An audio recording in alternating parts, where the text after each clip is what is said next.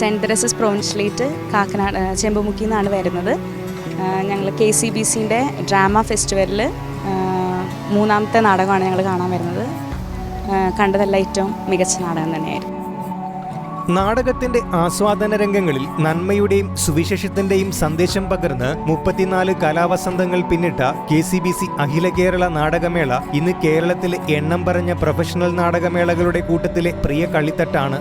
അരങ്ങിലെ ചരിത്രം മുറിവായി മാറിയപ്പോൾ അതേ മാധ്യമത്തിലൂടെ തിരിച്ചടിച്ച് കാണികളുടെ കയ്യടി നേടി ഇന്നും വിജയകരമായി മുന്നേറുകയാണ് KCBC നാടകമേള. അരങ്ങിനെ മനസ്സിൽ താലോലിക്കുന്നവർ നാൾക്കുനാൾ കഴിയുന്തോറും KCBCയുടെ നാടകമേളയും നെഞ്ചോട് ചേർക്കുകയാണ്. ഉൾക്കാമ്പുള്ള തിരക്കഥയും മൂല്യാധിഷ്ഠിതമായ സന്ദേശവും കാലോചിതമായ അവതരണ ശൈലിയും തിരഞ്ഞെടുപ്പുകളിലെ വ്യത്യസ്തതയുമാണ് കാണികളെ KCBCയുടെ നാടകശാലയിൽ പിടിച്ചിരുത്തുന്നത്. 34 വർഷം തുടർച്ചയായി നാടകം ആസ്വദിച്ച വ്യക്തി മുതൽ നാടകത്തെ ജീവവായുവായി കാണുന്നവർ വരെ KCBC മീഡിയ കമ്മീഷന്റെ സംഘാടക മികവ് അനുഭവിച്ചറിഞ്ഞവരാണ്. KCBCയുടെ നാടകവാരത്തിൽ 33 വർഷം മുടങ്ങാണ്ട് സ്ഥിരമായിട്ട് ഞാൻ വന്നുകൊണ്ടിരുന്നൊരു വ്യക്തിയാണ്. ഇവിടെ നല്ല മികച്ച നാടകങ്ങളും നല്ല നല്ല നാടകങ്ങളുമാണ് ഇവിടെ നടന്നുകൊണ്ടിരിക്കുന്നത്. എല്ലാവരും ആകർഷിക്കുന്ന വിധത്തിലുള്ള ഒരു നാടകമാണ് ഇവിടെ വന്നുകൊണ്ടിരിക്കുന്നത്. അത് നമ്മൾക്ക് ഒരു അഭിമാനമായിട്ട് തന്നെ എനിക്ക് പറയാൻ പറ്റി. ഇതിൻ്റെ വേദിയിൽ എനിക്കൊരു അവാർഡ് കിട്ടിയിട്ടുണ്ട്. എന്നെ ആദരിച്ചിട്ടുണ്ട്. POCയുടെ എല്ലാവരും കൂടി എന്നെ ആദരിച്ച് അതുകൊണ്ട് എനിക്കതൊരിക്കലും ജീവിതത്തിൽ മറക്കാൻ പറ്റാത്തൊരു സംഭവമാണ്.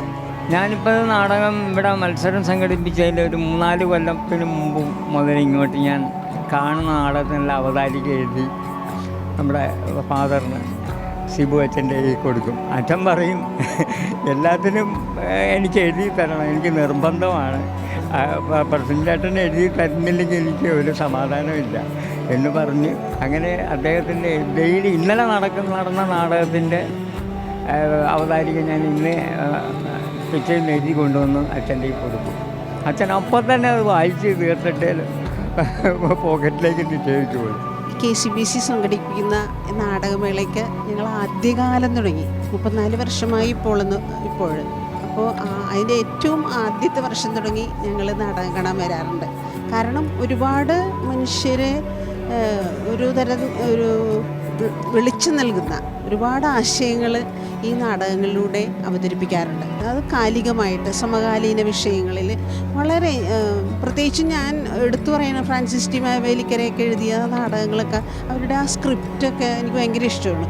പിന്നെ നല്ല എന്താ പറയുക, അവാർഡ് കിട്ടുന്ന മാത്രമല്ല കിട്ടാത്ത നാടകങ്ങളെക്കുറിച്ചും ഞങ്ങൾക്ക് നല്ല മതിപ്പാണ്. കാരണം എല്ലാം തന്നെ നല്ല സ്റ്റാൻഡേർഡിൽ നല്ല രസമായിട്ട് അവതരിപ്പിക്കുകയും ഭംഗിയോടുകൂടി കാണികളെ പിടിച്ചിരുത്തുന്ന രീതിയിൽ ആകാംക്ഷഭരിതരായി സസ്പെൻസും ത്രില്ലും എല്ലാം ഉൾക്കൊണ്ട് അതേസമയം നമുക്ക് ആവശ്യമായ ഒരു ബോധവൽക്കരണം നടത്തുന്ന നല്ല നാടകങ്ങളാണ് ഇന്നേവരെ ഞങ്ങൾ കണ്ടിട്ടുള്ളത്. നാടക സംഘങ്ങൾക്കാണെങ്കിൽ KCBC നാടകമേളയിലേക്കുള്ള പ്രവേശനവുമാണ് മുഖ്യം.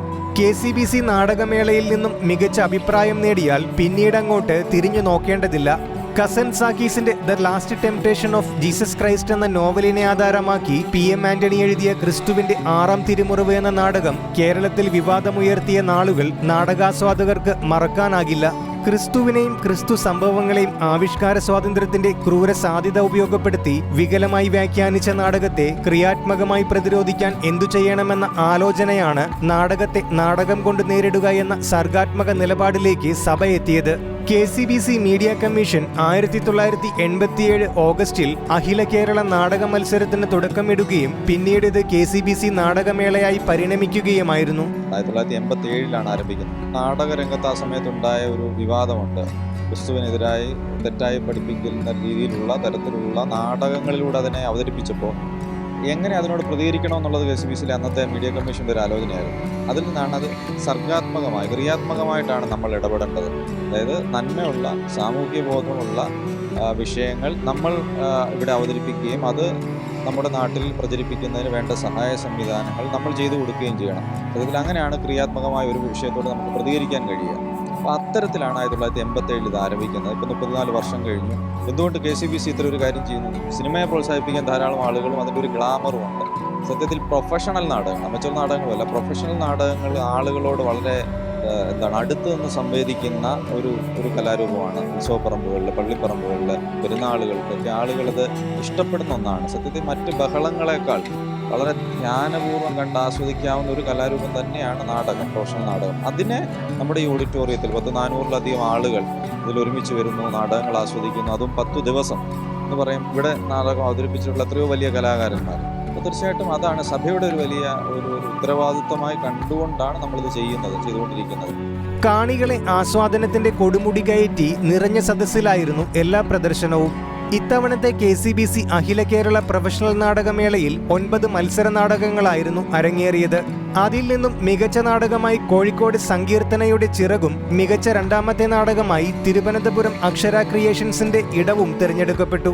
നാടകങ്ങളിലൂടെ തുടക്കക്കാരനായി വന്ന പ്രമുഖ തിരക്കഥാകൃത്ത് ബെന്നി പി നായരമ്പലം അടങ്ങുന്ന മികച്ച ജൂറിയാണ് KCBC നാടകമേളയുടെ മറ്റൊരു ആകർഷണം.